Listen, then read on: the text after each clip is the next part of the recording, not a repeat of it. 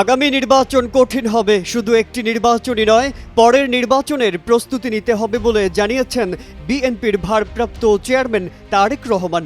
বলেন, এখন কথায় চিরা ভিজবে না, জনগণকে জানতে হবে, তাদের বিশ্বাস ধরে রাখতে হবে। গেল 15 বছরে নির্যাতনের শিকার হয়েও জনগণের পক্ষে কথা বলা বন্ধ করেনি বিএনপি। তাই ব্যক্তি স্বার্থের জন্য কাউকে সুযোগ দেয়া যাবে না। Double million offer Walton fridge কিনে পেতে পারেন 20 লক্ষ টাকা, রয়েছে কোটি কোটি টাকার নিশ্চিত উপহার। বুধবার নারায়ণগঞ্জের মিশনপাড়া এলাকায় আয়োজিত কর্মশালায় ভিডিও কনফারেন্সের মাধ্যমে প্রধান অতিথির বক্তব্যে তিনি এসব কথা বলেছেন। শুধু নিজেদের স্বার্থ হাসিলের জন্য, নিজেদের আখের গোছানোর জন্য তাদের প্রভু, ভিনদেশে যে তাদের প্রভু, তাদেরকে খুশি করার জন্য যেভাবেই বলি না কেন, দেশটাকে সম্পূর্ণ ধ্বংস করে দিয়ে গিয়েছে। তারেক রহমান বলেন, ফ্যাসিস্ট সরকার দেশটাকে সম্পূর্ণভাবে ধ্বংস করে দিয়ে গেছে।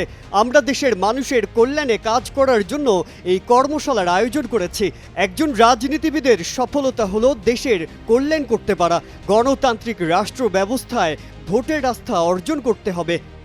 আপনাদের পিছনে মিছিলে মানুষের যেই সমাবেশ থাকে, আমাদের সমাবেশগুলোতে মানুষের যেই ভিড় থাকে, সেটির মাধ্যমে একটি আস্থা প্রকাশ পেয়েছে, জনগণের আস্থা।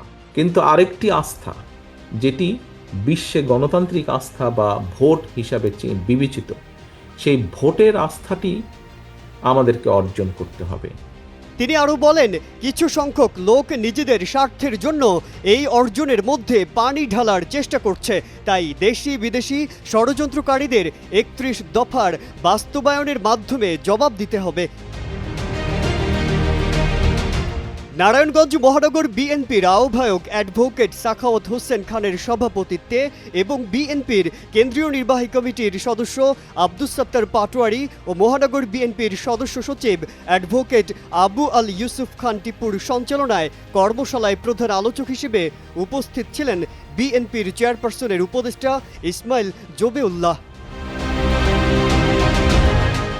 বিশেষ অতিথি হিসেবে উপস্থিত ছিলেন প্রশিক্ষণ কমিটির সদস্য, কৃষক দল কেন্দ্রীয় কমিটির সহ সভাপতি উম্মে হাবিবা, বিএনপি পরিবারের আহ্বায়ক আতিকুর রহমান রুমন, বিএনপির কেন্দ্রীয় কমিটির সহ সাংগঠনিক বিষয়ক সম্পাদক নজরুল ইসলাম আজাদ সহ বিভিন্ন পর্যায়ের নেতাকর্মীরা।